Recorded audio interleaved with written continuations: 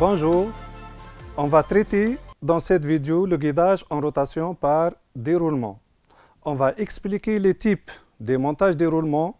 Par la suite, on va justifier le choix des solutions constructives et enfin, on va compléter des solutions constructives. Le choix de déroulement est basé sur les types et l'intensité des charges d'une part et l'amplitude de la vitesse de rotation d'autre part. Le tableau suivant explique les critères de choix déroulement. Le premier exemple représente un système à arbre tournant avec une charge radiale élevée, une charge axiale modérée et la vitesse de rotation est élevée. Donc, on va utiliser deux roulements de type BC. On va compléter la solution constructive de la liaison pivot par les deux roulements R1 et R2 et les deux liaisons d'encastrement des deux roues 12 et 17 par rapport à l'arbre 9. Le montage est à arbre tournant, donc je dois avoir 4 obstacles sur l'arbre et 2 obstacles dans le moyeu. On peut utiliser comme obstacle sur les bagues intérieures un épaulement sur l'arbre, une bague entretoise entre les deux roulements, une liaison indirecte avec l'écrou à encoche. L'épaulement extérieur de 16 représente l'arrêt en translation de l'arbre par rapport au moyeu. Pour la solution constructive d'une liaison d'encastrement entre le pignon conique 17 et l'arbre 9, on utilise une clavette parallèle qui va lier les deux éléments en rotation d'une part et l'épaulement avec une rondelle plate et une vis à tête hexagonale qui ont pour fonction de lier le pignon et l'arbre en translation d'autre part. La mise en position, c'est-à-dire le MIP, est assurée par une clavette parallèle 23 plus une rainure sur le pignon conique 17, une surface cylindrique et une surface plane.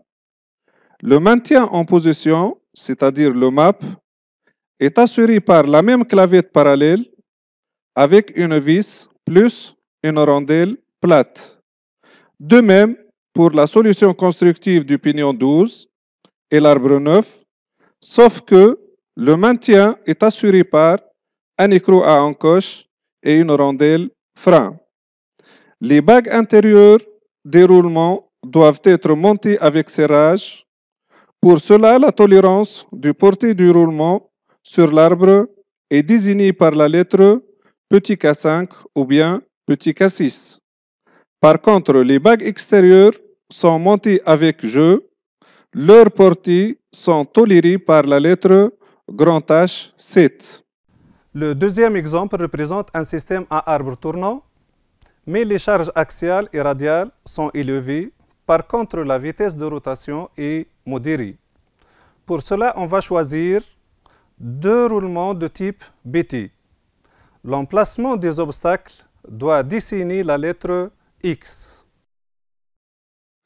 Le deuxième exemple représente un système à arbre tournant. Avec élément de transmission de mouvement, c'est le pignon numéro 62, situé entre ces deux roulements, ce qui justifie le positionnement de ces deux roulements pour avoir un montage en X. Pour cette solution constructive, les obstacles utilisés sur les bagues intérieures sont un épaulement sur l'arbre, une bague entretoise. Sur les bagues extérieures, nous avons utilisé un épaulement extérieur du côté de roulement gauche et un élément de réglage en présence des cales clinquants du côté droit du déroulement. La liaison d'encastrement est assurée par une clavette parallèle plus un épaulement et une bague entretoise. Pour les tolérances du montage du roulement, la portée de la premier roulement R1, ça va être avec la lettre petit m6. La portée du deuxième roulement à l'intérieur du moyeu 67 sera représentée avec la lettre grand H7. Le troisième exemple représente un système. Le positionnement des roulements doit dessiner la lettre O. Le montage en O s'emploie dans le cas de moyeux tournants. Il s'emploie aussi avec les arbres tournants lorsque les organes de transmission sont situés en dehors de la liaison, par exemple, engrenage en porte-à-faux. On va compléter la solution constructive d'une liaison pivot assurée par deux roulements R1 et R2 de type BT montés en paire dans une position d'avoir un montage en O. Ce positionnement est dû à l'existence d'une pignon conique en dehors de la liaison.